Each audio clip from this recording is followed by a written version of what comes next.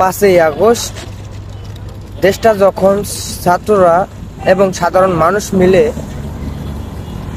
দেশটা যখন স্বাধীন করে, এর ঘণ্টাখানেক পরেই বিএনপির লোকজন এরকম করলো যে মনে হইতাছে কি দেশটা ওনারা নিজেরাই স্বাধীন করছে, এবং কি দেশটা এক একজনের চাইলের দোকানদারের চাইল হইছে ওনাদের, মাছের দোকানদারের মাছ ওনাদের, বাড়িওয়ালার যে বাড়ি মনে হইতেছে যে বিএনপির লোকেদের।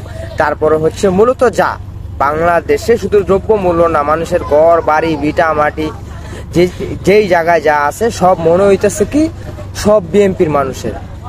এত কষ্ট কইরা সাধারণ জনগণ এবং ছাত্র সমাজ দেশটাকে স্বাধীন করলো এই 2024 সালে 5ই আগস্ট।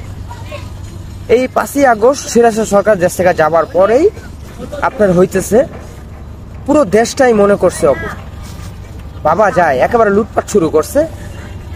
এতদিন তো মুখে বলিনি ভাইঙ্গা, এখন বলতে হইতেছে। বরগুনায় শুনলাম যে এক মুরব্বীরে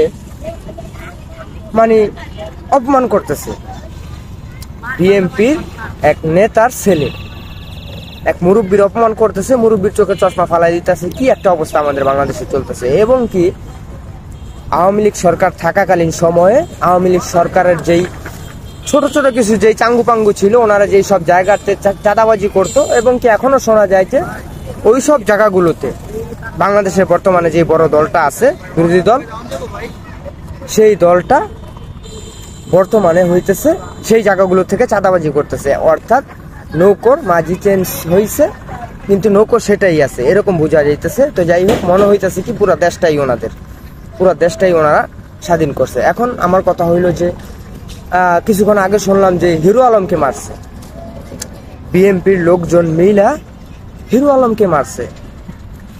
আমি কিছুদিন আগে থেকে ভাবতেছিলাম যে হিরো আলম আসলে যেভাবে গান টান গাওয়া শুরু করছে, এখন হইতেছে যে বাংলাদেশের জাতীয় সঙ্গীত নিয়ে আবার গান টান শুরু করে নাকি। এই কারণে অনেকেই অনেক চিন্তিত ছিল বা অনেকে নিষেধ করছে হিরো আলমকে যে বাংলাদেশের জাতীয় সঙ্গীত নিয়ে হিরো আলম যাতে কোনো কথা না বলে। এখন আজকে দেখলাম যে বিএনপির লোকজন হিরো আলমকে মাইরা কান ধরাইতেছে, হিরো আলমকে মাইরা বিএনপির লোকজন কান ধরাইতেছে। এখন বোঝা যাইতেছে যে বিএনপির লোকই বাংলাদেশের মা বাপ, বাংলাদেশে আর কোনো দল নাই, বিএনপির লোকজনই বাংলাদেশের মা বাপ, এরকম একটা পরিস্থিতি বর্তমানে আমাদের বাংলাদেশে। তো যাই হোক, খুব দুঃখজনক বিষয়, খুব খারাপ লাগছে।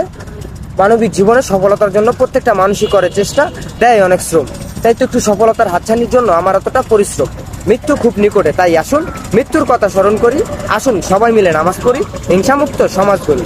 আপনাদের একটু ভালোবাসা পেলে হয়তো এগিয়ে যেতে পারবো আরো অনেক দূরে। ভালো থাকবেন এই প্রত্যাশায় বিদায় নিচ্ছি। আমি মোহাম্মদ জহিরুল ইসলাম রুবেল। আসসালামু আলাইকুম।